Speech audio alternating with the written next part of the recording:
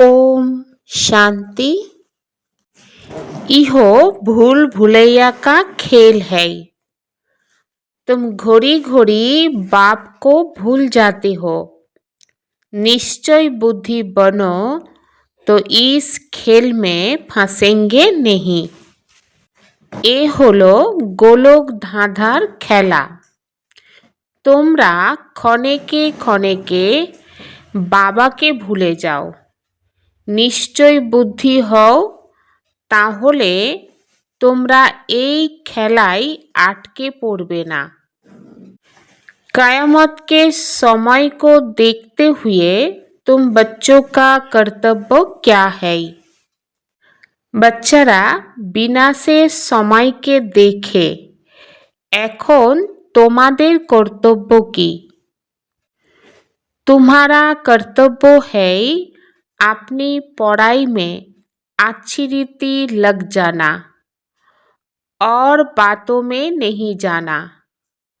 बाप तुम्हें नैनों पर बिठाकर गले का हार बनाकर साथ ले जाएंगे। তোমাদের কর্তব্য হলো নিজের পড়াশোনায় বিশেষ মনোযোগী হওয়া, অন্য কথায় মন না দেয়া। বাবা তোমাদের নয়নে বসিয়ে গলার হার বানিয়ে সঙ্গে করে নিয়ে যাবেন। বাকিরা তো সবাই নিজের হিসাব নিকাশ মিটিয়ে ঘরে ফিরবে। বাবা এসেছেন সবাইকে নিজের সঙ্গে ঘরে ফিরিয়ে নিয়ে যেতে। सारे विश्व में शांति चाहते हैं।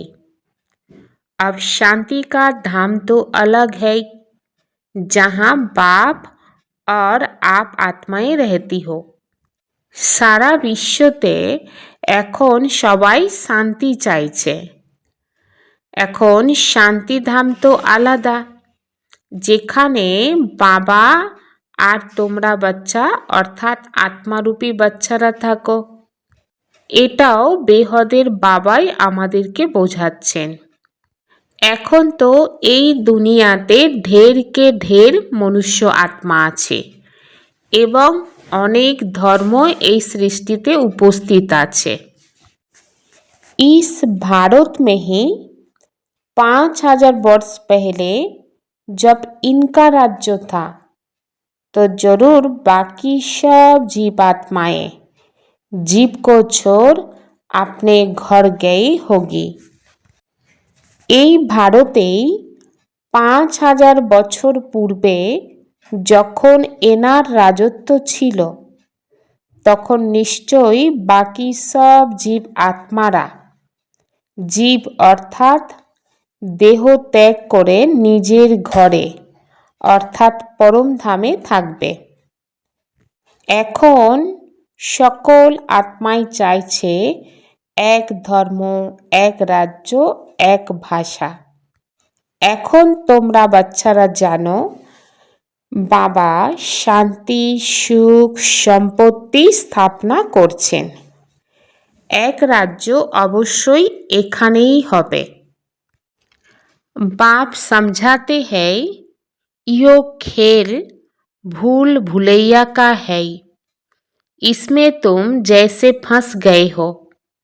पता नहीं है हम अपने घर अथवा राजधानी में कैसे जाएंगे। বাবা বোঝান এই হলো গোলক ধাঁধার খেলা, যাতে তোমরা আটকে গিয়েছো। জানো না যে আমরা নিজের ঘর পরমধাম বা রাজধানী অর্থাৎ সত্যযুগে কিভাবে যাব। এখন বাবা বুঝিয়েছেন আগেই কিছু জানতে না। আত্মা পাথর বুদ্ধি হয়ে গিয়েছিল না, তো পাথর বুদ্ধি ও পারস বুদ্ধি ভারতেই গায়েন আছে। পাথর বুদ্ধি রাজারা এবং পারস বুদ্ধি রাজারা এখানে অবস্থান করে। পারশনাথের মন্দিরও এখানে আছে। এখন বাবা বলেন, তোমরা বাচ্চারা এটা জানো যে আমরা আত্মারা কোথা থেকে পাঠকে প্লে করে এসেছি। আগে তো কিছু জানতাম না। একে বলাই হতো কাঁটার জঙ্গল। ফুলের বাগানে আগুন লেগেছে। याद की यात्रा में रहकर सच्ची सच्ची दीपावली रोज मनानी है। अपना नया खाता 21 जन्मों के लिए जमा करना है। परमात्मा बाबार शरणे যাত্রায় থেকে প্রতিদিন প্রকৃত সত্য দীপাবলি উৎসব পালন করতে হবে। নিজের নতুন খাতায় 21 জন্মের জন্য জমা করতে হবে। ड्रामा के राज को बुद्धि में रख पढ़ाई के सिवाय और किसी बात में नहीं जाना है। सब हिसाब किताब चुक्त करने हैं। ড্রামার রহস্য বুদ্ধিতে রেখে পড়াশোনা ব্যতীত অন্য কোনো কথায় মন দেবে না। সব রকমের হিসেব নিকেশ মেটাতে হবে। रूहानियत की स्थिति द्वारा व्यर्थ बातों का स्टॉक खत्म करने वाले खुशी के खजानों से संपन्न भव। आत्मिकतार स्थितिर माध्यमे ব্যর্থ কথার যে স্টক, সেই স্টককে সমাপ্ত করে খুশির খাজানা দিয়ে সম্পন্ন হতে হবে। रूहानियत की स्थिति द्वारा व्यर्थ बातों के स्टॉक को समाप्त करो, नहीं तो एक दो के अवगुणों का वर्णन करते बीमारी के जम्स वायुमंडल में फैलाते रहेंगे।